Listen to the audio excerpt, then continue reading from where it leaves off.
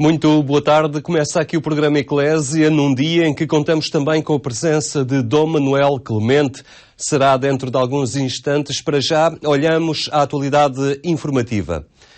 Bento XVI inicia amanhã uma deslocação apostólica ao México e a Cuba. Durante 7 dias, o Papa vai ao encontro de duas comunidades católicas muito numerosas e que registram uma grande vitalidade na sua prática cristã. O Papa chega amanhã ao México, onde permanece até segunda-feira, dia em que voará para Cuba. Neste país, o Papa celebra os 400 anos do Santuário da Virgem da Caridade del Cobre, em Santiago de Cuba. No passado domingo, antes da oração do Ângelus, Bento XVI apelou à oração dos católicos para aquela que é a sua 23ª viagem ao estrangeiro, pedindo a força divina para a sua missão. Na ocasião, o Papa manifestou a sua alegria em confirmar na fé os cristãos dessas amadas nações e de toda a América Latina. O Papa convidou todos a acompanharem esta visita com a sua proximidade espiritual para que a mesma possa semear abundantes frutos de vida cristã e renovação eclesial que contribuam para o autêntico progresso desses povos. Refletir sobre os desafios da missão nos dias de hoje é o objetivo do curso Missão Hoje, promovido pela Escola de Leigos do Patriarcado de Lisboa, do Instituto Diocesano de Formação Cristã. Este curso decorre até junho na Igreja de Miraflores, em Algés, todas as segundas-feiras, a partir das 21h30.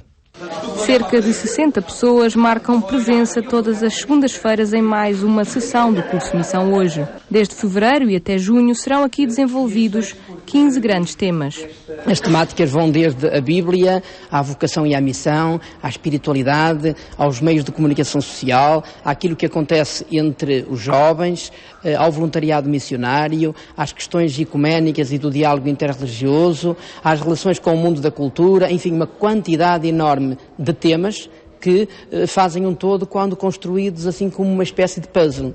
E por isso temos uma série de pessoas que, enfim, mais ou menos especializadas nas matérias que vão ajudar os outros a fazer caminho. Padres, irmãs e leigos reúnem-se todas as segundas-feiras à noite para uma troca de experiências e vivências que mostram a essência da missão nos dias de hoje. A Igreja hoje em dia cada vez está a alargar mais o seu trabalho em relação aos leigos, não é? Antigamente, se calhar pensávamos no trabalho missionário mais para os sacerdotes, para as irmãs, e neste momento cada vez mais são os leigos que vão fazendo este trabalho, e o facto de podermos participar neste tipo de ações acaba por haver uma motivação acrescida, por haver uma partilha de experiências, um testemunho dos vários grupos e por podermos reforçar a qualidade do trabalho que é feito e também alargar um pouco mais também essa dimensão missionária da Igreja Católica. Um curso que fala da missão em todas as suas dimensões, seja para aqueles que vão em missão para fora do país ou para aqueles que numa paróquia em Lisboa fazem o trabalho da evangelização.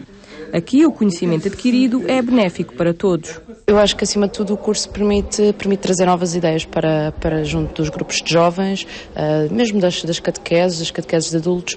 Acho que nos dá uma perspectiva um bocadinho mais global, um contexto cultural, económico até, de um pouco de todos os povos e da Igreja, aquilo que a Igreja nos pede. E, acima de tudo, a diversidade de convidados permite ter ideias completamente distintas e que muitas vezes não nos levam a âmbitos que nunca nos tinham passado pela cabeça. Até junho haverá espaço para oração, testemunhos missionários e exposições. Mais e melhor missão é o objetivo do setor de animação missionária que coordena o curso. Continuamos a ter homens e mulheres que fazem da sua vida a missão, mas há muitos outros dinamismos hoje. Antes de mais, há muitos leigos que também partem e há, sobretudo, outras pessoas, padres, irmãs, irmãos, leigos de outros continentes que vêm para Portugal também fazer essa experiência de missão. Portanto, não é uma questão geográfica, não é uma circulação norte-sul, mas é sobretudo uma missão de coração a coração e em todas as direções onde todos temos que anunciar o Evangelho. O Parco de Algés, além de ser o anfitrião do curso, é também um dos oradores. Cabe-lhe o tema Missão e Vocação. Vem e segue-me. Não se pode falar de missão sem vocação. A vocação é um dom de Deus, antes de mais a vocação à comunhão com Ele, desta experiência de viver Deus na nossa vida surge depois também a missão. A missão é partilhar com os nossos irmãos também esta vivência, esta experiência de encontro com Deus que nos chama. Descobertas que, para alguns sem nenhuma experiência em missões, podem ser o início de um novo caminho. A próxima sessão decorre no dia 26 de março e tem como tema Justiça, Paz e Integridade da Criação. Já no dia 16 de abril, o tema será Partir Missão lá fora. Arranca já no próximo sábado, em Sines, a 8ª edição do Festival de Música Sacra Terras Sem Sombra, promovido pela Diocese de Beja. Uma iniciativa que quer privilegiar a ligação entre monumentos, a música e o território nas mais variadas expressões, como a gastronomia ou a biodiversidade. Sines, Almodóvar, Beja, Grândola, Vila de Frades e Castro Verde foram estes os cenários escolhidos para os 6 concertos itinerantes que decorrerão entre 24 de março e 23 de junho a propósito do Festival Terras Sem Sombra. Um festival que, num momento de crise, só é possível manter-se através do estabelecimento de parcerias e com o grande envolvimento das comunidades locais. Tudo em prol do património cultural alentejano que, por vezes, é esquecido. O Alentejo é hoje uma das regiões melhor preservadas do país, do ponto de vista cultural, mas também do ponto de vista da biodiversidade. Mas estamos a falar de patrimónios que correm riscos e que precisam de ser apoiados. E, no fundo, nós nunca podemos esquecer que este festival é uma luta, eu diria quase um grito do interior esquecido do país e também um grito dos nossos centros históricos que precisam de vida. E, portanto, não escamoteamos isso. Uma das nossas dinâmicas fundamentais é precisamente trazer mais vida e vida de qualidade, vida relevante, vida que possa ser, digamos, publicitada aos mais diversos níveis a este interior do Alentejo profundo. Pelo segundo ano consecutivo, o festival é dirigido por Paolo Pinamonti, antigo responsável pelo Teatro Nacional de São Carlos e atual diretor do Teatro de La Zarzuela, em Madrid. Escolhemos o título com voz suave e bem modulada. Uma citação de Santo Agostinho, com esta ideia de refletir sobre a fascinação do canto, que é a origem da experiência musical. É juntar a 3 níveis a ideia do património. A Igreja como património arquitetónico, o património da Igreja material, musical e o património da Igreja com a natureza.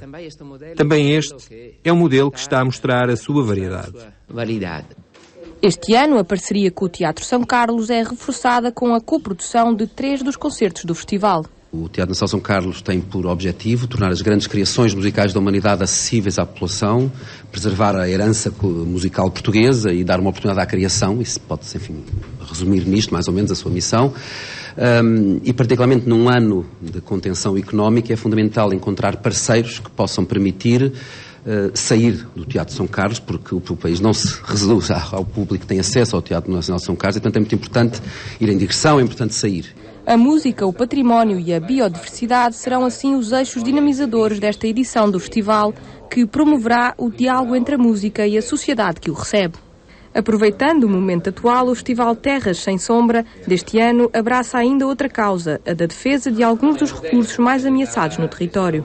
O que fizemos aqui é lançar um repto aos músicos, lançar um repto aos espectadores e lançar um repto também aos residentes locais, incidindo particularmente nas instituições que colaboram mais connosco, como é o caso dos municípios e das paróquias e das misericórdias, para que todos juntos possamos fazer algumas ações piloto que têm um caráter sobretudo pedagógico, mas que chamem a atenção para problemas complicados. Problemas que neste momento se colocam e que às vezes, por passarem despercebidos, nós não conseguimos, enfim, atuar como sociedade de uma maneira adequada e, sobretudo, de uma maneira célere, porque é aí, sobretudo, que a grande dificuldade se coloca. Uma coisa destas não se pode fazer, evidentemente, fora do tecido da especialidade. E daí a colaboração preciosíssima do Instituto de Conservação da Natureza e das Florestas. Ao longo do festival será ainda lembrado o potencial de valorização dos produtos locais, como a cortiça, o vinho ou mesmo o leite de burra. E nesta quinta-feira contamos com a presença de Dom Manuel Clemente, que nos fala de Chiara Luce Badano, uma jovem do nosso tempo, beatificada recentemente pela Igreja.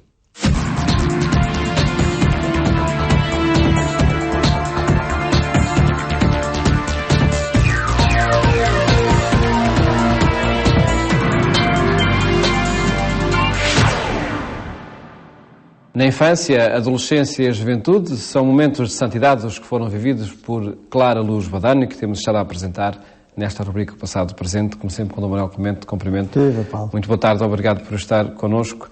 E de facto, infância, adolescência e juventude, e terminou aí, não é? Terminou, quer dizer, não termina, porque agora, como é próprio da história da santidade, acaba sempre por se projetar pelos tempos, e por isso é lembrada e até liturgicamente é celebrada para ser revivida e oferecida por cada geração de crentes e particularmente de jovens, como é o caso de Clara Badano. E nós vimos nos programas anteriores alguma coisa acerca do seu nascimento, depois da sua escola primária, depois da sua primeira comunhão e primeiras atitudes, digamos, apostólicas.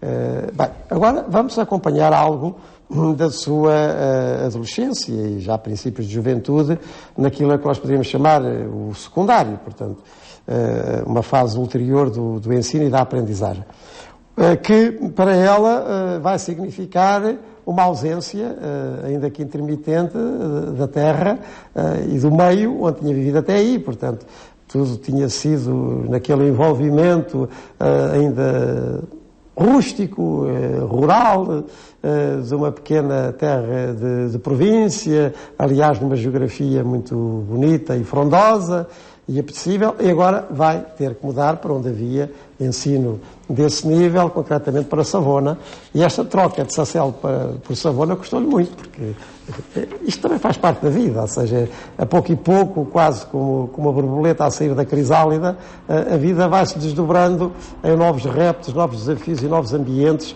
onde se vai desenvolvendo aquilo que cada um traz dentro de si, estimulado por tudo aquilo que de bom os outros lhe possam proporcionar. Assim tem acontecido com Clara, com Chiaretta, Clarinha, Badano, e nesta viragem da sua vida também, para o ensino secundário, a saída da sua terra, embora voltasse ao fim de semana, mas apesar de tudo custou-lhe, mas foi uma crise de crescimento e foi um custo positivo até para a própria definição, digamos assim, da sua personalidade, que no caso é também da sua responsabilidade. Mas nada melhor do que seguirmos outra vez o fio condutor de Franz Koliasko, que neste belíssimo livro sobre Chiara Badano, com tantos testemunhos diretos e dele próprio que a conheceu, nos vai ilustrando este lindo presente de Deus à humanidade, que é a vida de Chiara Badano.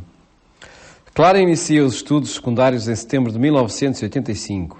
Para tal, teve de deixar a contragosto a sua amada terra e inscrever-se no Chiabrera, o liceu clássico de Savona. Savona era um porto industrial, cinzento e algo triste. Um outro mundo em comparação com os espaços abertos e sossegados onde tinha vivido até então. Teve de contentar-se em voltar à sua pequena Suíça ao fim de semana. Clara atravessa a década mais hedonista do século XX, sem se contaminar. Será sempre uma rapariga do seu tempo, perfeitamente integrada no novo ambiente. Se não se submete à ditadura do consumismo generalizado, é apenas por estar convencida de ter encontrado qualquer coisa e, sobretudo, um outro bem melhor. A sua maior aspiração era tornar-se pediatra para ajudar as crianças do terceiro mundo. Não gostava de catalogar as pessoas, nem da superficialidade ou da retórica. Detestava qualquer tipo de discriminação e injustiça, sobretudo as vexações aos mais fracos. Tratando-se de defender as suas ideias, nunca recuava, como quando, durante uma discussão na aula, defendeu veementemente o Papa João Paulo II, a quem o professor acusava de viajar demais. O Papa viaja para evangelizar, interrompeu ela, sem se importar com as troças. São elementos suficientes para pincelar este quadro geral da adolescência e juventude de Chiara Badano. E o que é que nos revela? Revela-nos muita coisa, mas essencialmente estas.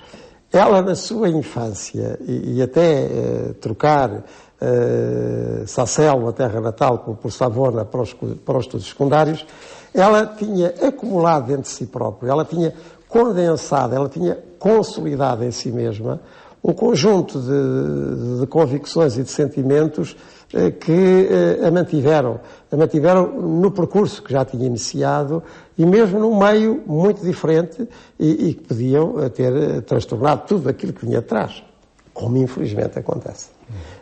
Quantas e quantas histórias ouvimos nós, a pais e educadores, enfim, de alguma desilusão, para não dizer muita, de que crianças que, enquanto tais, tinham mostrado tão boas disposições, hábitos tão certos, convivências tão positivas, e que depois, naquele período da adolescência e da juventude, misturando perturbação interior própria do crescimento, desses saltos de crescimento, que aos próprios confundem bastante, estonteiam quase, com desafios exteriores que não conseguem assimilar, que não conseguem ordenar, depois, como é que é a palavra mais usada? Desviam-se, não é?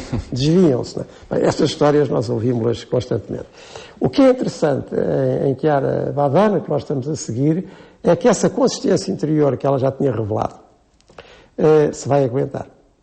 E se vai aguentar num meio que lhe parece um tanto, não digo hostil, pelo menos desagradável, porque a sua terra era uma terra, como vimos, radiosa, brilhante, enfim, de uma natureza muito agradável, e passa por uma terra triste, escura, fabril, cinzenta, e tudo isso lhe custa muito, naturalmente custa.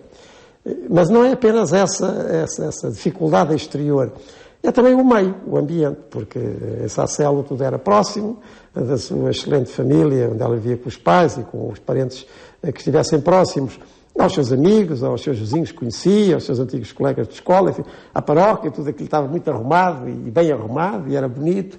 E agora, não. Agora, como diz aí o autor, o Coriasco, e bem, ela vai para Savona e vai continuar a sua escolaridade na década mais hedonista do século, que foi realmente os anos 80, os anos da grande explosão do consumo e também da grande desorientação, porque as coisas e quase as pessoas passaram a valer por aquilo que quantitativamente valiam ou materialmente proporcionavam. Não é? Isto, infelizmente, quem passou por lá, como possivelmente muitos dos nossos ouvintes e telespectadores, sabe que é assim. Portanto, foi uma década muito complicada, porque se nós olharmos para a segunda metade do século XX, os anos 60, é aquela nova geração que nasce a seguir à Segunda Guerra Mundial e, portanto, abala muito aquelas estruturas que ainda vinham de trás e quer tudo e deseja tudo.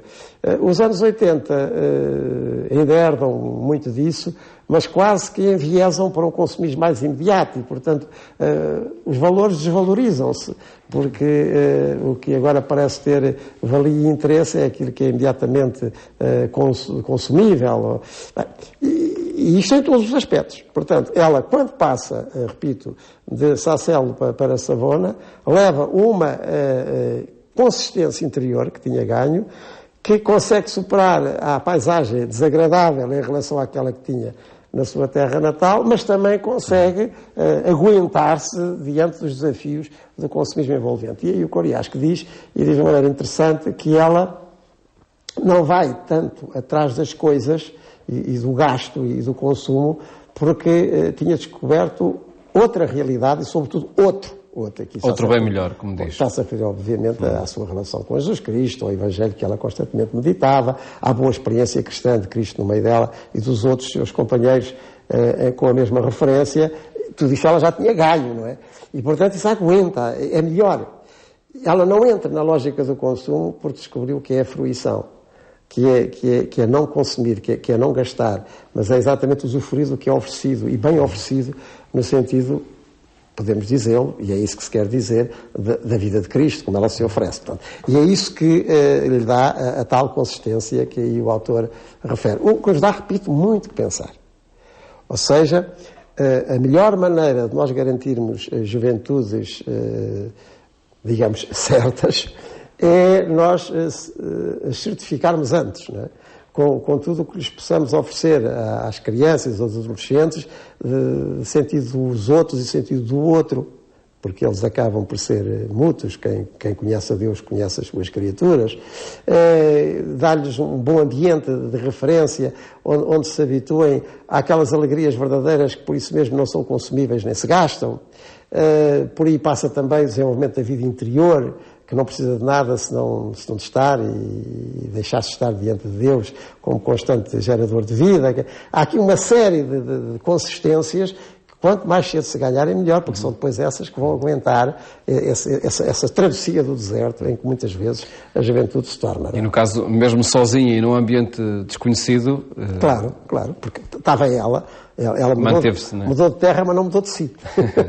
A referência permaneceu a mesma. E depois também, mesmo não sendo dada a rebarbativa, nem sendo propriamente dada a polémicas, mas quando tinha que manifestar as suas convicções, ela manifestava com a mesma naturalidade, como esse episódio, não é? Lá a professora de liceu começa a dizer que o Papa João Paulo II, da altura, fazia muitas viagens e se calhar até passeava, e ela imediatamente, não, ele vai evangelizar. Uma jovem, numa turma, no meio, enfim, imaginemos, de alguma troça, mostra que era ela, pronto, o que tinha por dentro, era o que manifestava por fora, chegava para ela e chegava também para oferecer aos outros. E até aos dias de hoje, como estamos a ver, é isso, aliás, que fazemos ao apresentar esta história aqui neste programa. Voltamos hoje 8 dias, São Manuel Clemente, para continuar a falar-vos de Clara Luz Badano nesta rubrica O Passado do Presente.